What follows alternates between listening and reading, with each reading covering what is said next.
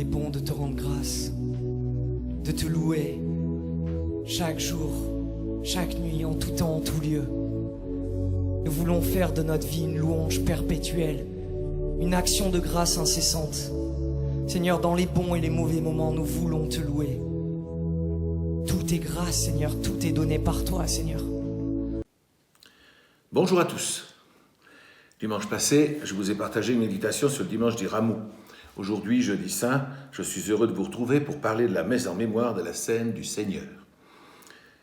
Mais avant de traiter directement ce sujet, il me semble nécessaire de parler du Triduum pascal. Le mot Triduum est un mot latin de tri, 3 et de dies le jour, ce qui signifie littéralement 3 jours en un, ou quelque chose qui dure 3 jours. En l'occurrence, le Triduum pascal consiste en une seule célébration en lien avec Pâques qui s'étend sur 3 jours. Elle commence le jeudi saint avec la messe en mémoire de la scène du Seigneur. Elle se poursuit le vendredi saint avec la célébration de la passion du Seigneur. Elle se termine à la fin de la célébration de la veillée pascale qui proclame la résurrection du Seigneur. La liturgie de ces 3 célébrations est donc conçue comme un tout. Ainsi, la messe en mémoire de la scène du Seigneur, le jeudi soir au soir, commence comme une messe normale, mais elle se termine avec la prière après la communion, sans bénédiction finale, sans envoi par le diacre qui dit « Allez dans la paix du Christ ». Il n'y a pas. La célébration suivante, celle de la Passion du Seigneur, ne commence pas non plus comme d'habitude avec le signe de croix et la salutation du prêtre « Le Seigneur soit avec vous ». De fait, le prêtre continue la célébration de la veille. Après s'être prosterné quelques instants devant la croix, tout au début de la célébration, il fait juste une prière d'ouverture.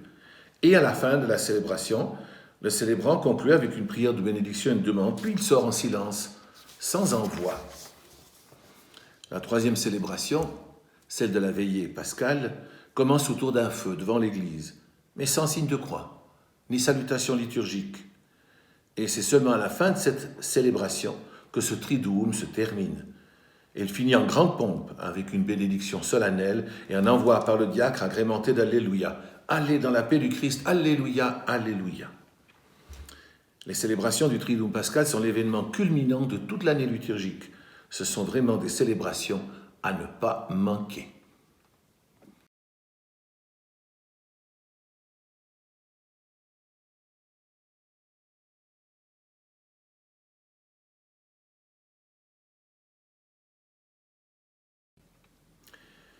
Ma seconde méditation porte donc aujourd'hui sur la messe de la mémoire de la scène du Seigneur.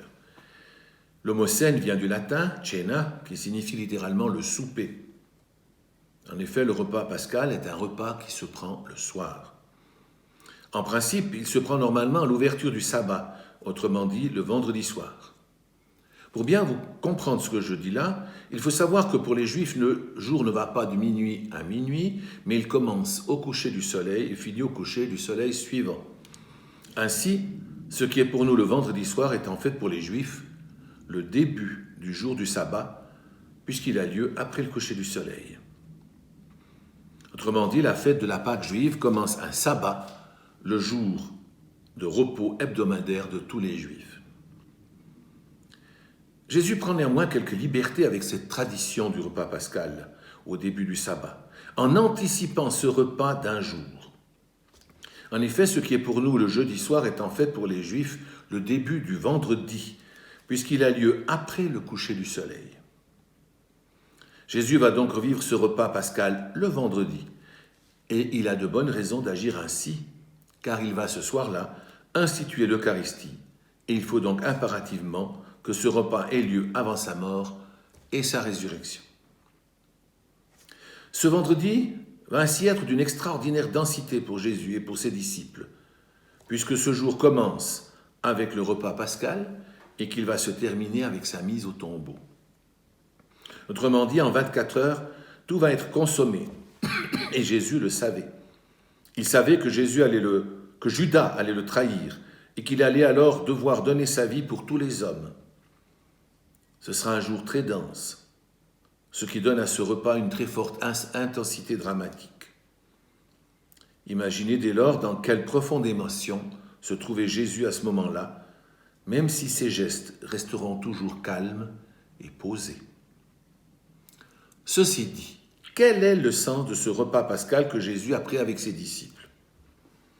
Le mot Pâques signifie en hébreu « passage », ce qui veut dire que lors de la fête de Pâques, les Juifs célébraient le passage de l'esclavage du peuple hébreu en Égypte à la liberté en terre promise. Cette fête commençait avec un souper pris dans chaque famille et vécu selon un rituel précis. Au cœur de ce repas, on mangeait l'agneau pascal qui rappelait celui que chaque famille des Hébreux avait sacrifié en ce temps-là, à la demande de Dieu. Un agneau dont le sang avait été préalablement aspergé sur la porte de leur maison pour les protéger du 10e fléau d'Égypte, celui de la mort des premiers-nés. Ce soir-là, Jésus célèbre donc la Pâque avec ses disciples, sa famille dans la foi. En juif pratiquant, il suit bien sûr le rituel prévu, mais il va donner à ce repas un sens nouveau. Comme l'écrit saint Paul dans sa première lettre aux Corinthiens, Jésus prit du pain, puis ayant rendu grâce, il le rompit et dit « Ceci est mon corps qui est pour vous ». Après le repas, il fit de même avec la coupe en disant « Cette coupe est la nouvelle alliance dans mon sang. Chaque fois que vous en boirez, faites cela en mémoire de moi. » Ainsi donc, chaque fois que vous mangez ce pain et que vous buvez à cette coupe, vous proclamez la mort du Seigneur jusqu'à ce qu'il vienne. Par ces mots, Jésus se présente comme le nouvel agneau pascal qui va donner sa vie pour tous les hommes. Dès lors, pour les chrétiens, ce repas ne va plus faire mémoire de l'acte de salut de Dieu qui a sauvé les Hébreux de l'esclavage, mais il deviendra le mémorial d'un autre acte de salut de Dieu, celui du passage de Jésus de la mort à la résurrection.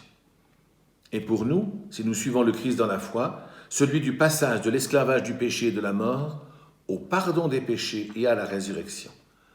C'est ça, la Pâque chrétienne. Comme la mort et la résurrection de Jésus sont tellement importantes pour notre foi, il veut aussi que nous en fassions mémoire.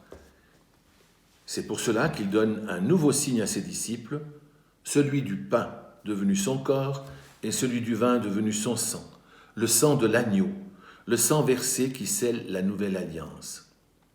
C'est ainsi que Jésus a institué l'Eucharistie, mémorial de sa mort et de sa résurrection.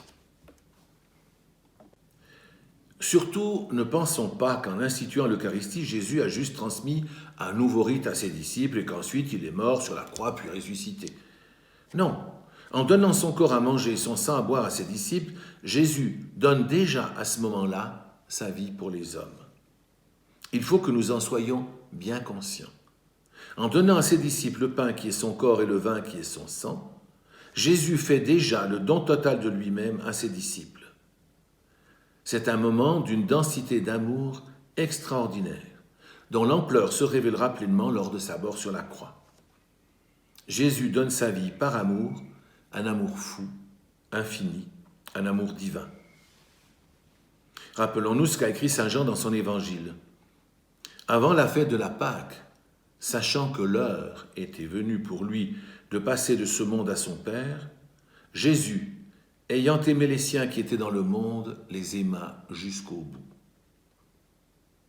Pour qu'il n'y ait aucun doute sur le don d'amour de Dieu dans l'Eucharistie, après l'avoir institué, Jésus va poser un geste d'amour symboliquement très fort.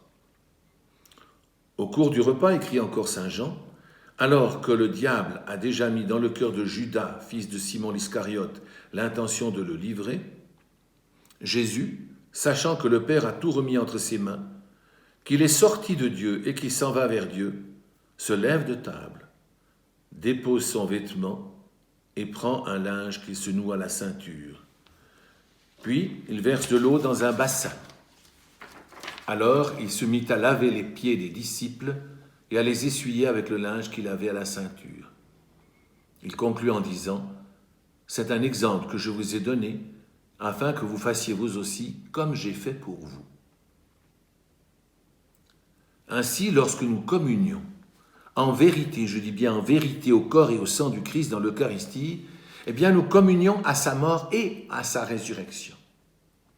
Nous communions au Christ vivant, à celui qui a vaincu la mort. Nous communions aussi à la puissance de son amour divin qui nous appelle à donner nous aussi notre vie par amour pour Dieu et pour nos frères et sœurs en humanité. En communion, en communiant en vérité au corps et au sang du Christ, nous choisissons d'unir notre destin au sien et de consacrer toute notre vie à faire comme lui la volonté du Père en toutes choses. Eh bien, si nous communions ainsi, à chaque Eucharistie, le corps et le sang du Christ nous transformera peu à peu par sa présence et fera de nous des saints à son image. Et là, bien sûr, nous pouvons nous poser la question suivante. Est-ce bien ainsi, avec cette même intensité, que nous communions au corps du Christ à la messe? Viens, Esprit Saint, remplis nos cœurs de ton amour. Viens, Esprit Saint, aide-nous à prendre pleinement conscience du don de Dieu qui nous est fait dans l'Eucharistie. Et viens, Esprit Saint, aide-nous, malgré nos limites et nos faiblesses, à toujours communier en vérité au corps du Christ pour que nous devenions tous des saints à son image. Merci de votre attention et à demain, vendredi saint, où nous parlerons de la passion du Seigneur. D'ici là, prenez soin de vous et de vos proches et que le Seigneur vous bénisse tous.